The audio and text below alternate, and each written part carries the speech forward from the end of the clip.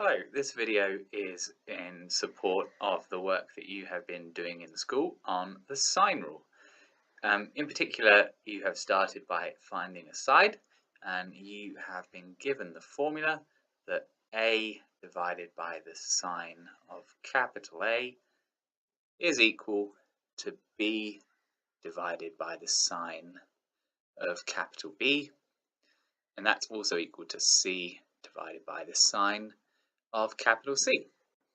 And this video is really an extra video for anyone who is looking at this and thinking, well, where does this come from? How do we know that this is true?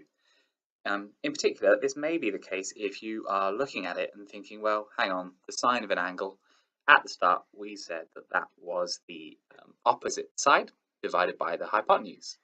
But when I look at the triangle on the left here, well, it's not right angled. In fact, the whole thing is set up so that we can do something to find sides in a non-right angled triangle.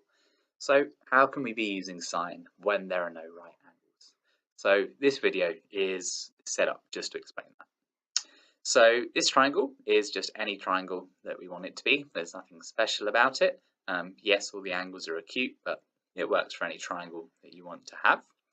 So what I'm going to do is I am going to start at C, the angle at the top. I'm going to draw a line straight down to the bottom, and it is going to meet the base of the triangle at a right angle.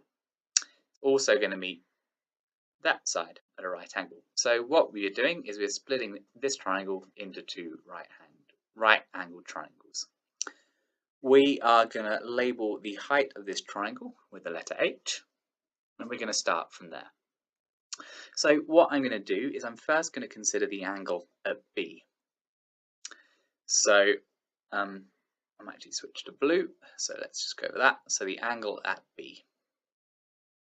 So if we think what side is opposite to this angle, it would be the side that doesn't touch it, which is H. If we think what side is the hypotenuse in the right angled triangle that goes from C down the line H along to the base and then along, the hypotenuse is the longest side, the one opposite the right angle, which is A. So here's the hypotenuse. So we have said that the sine of an angle, sine of B, is equal to the opposite side, H, over the hypotenuse, in this case A. Now if we consider the angle at A, I'm going to switch to black just to label these things. Once again, what side is opposite the angle at A? Well, funnily enough, it's also H. What side is the hypotenuse in this right angle triangle? So it is the one that is going along up here and around. So this right angle triangle here, well, that one has got the hypotenuse B. So if we set it up for sine of A, we get that it is the opposite H over the hypotenuse B. So if we rearrange both of these equations, starting with sine of B is equal to H over A, if I multiply both sides, I get that A sine B is equal to H. And on the right-hand equation, if I multiply both sides by B, I get that B sine A is equal to H. So the sine rule rests on us recognizing that this is H and this is H, and it's the same value. It is the same letter to represent the height of this triangle.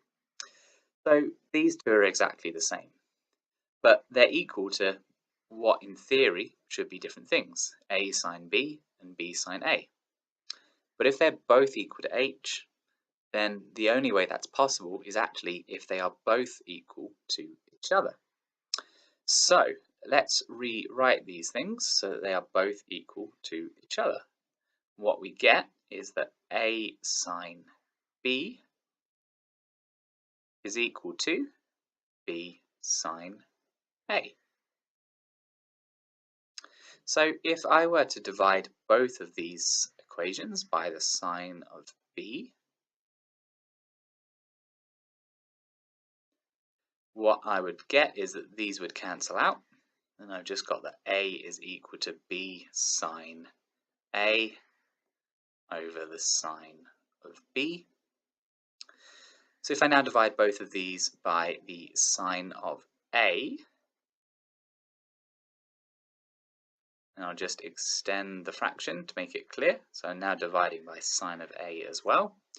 On the right hand side, the sine A and the sine A cancel.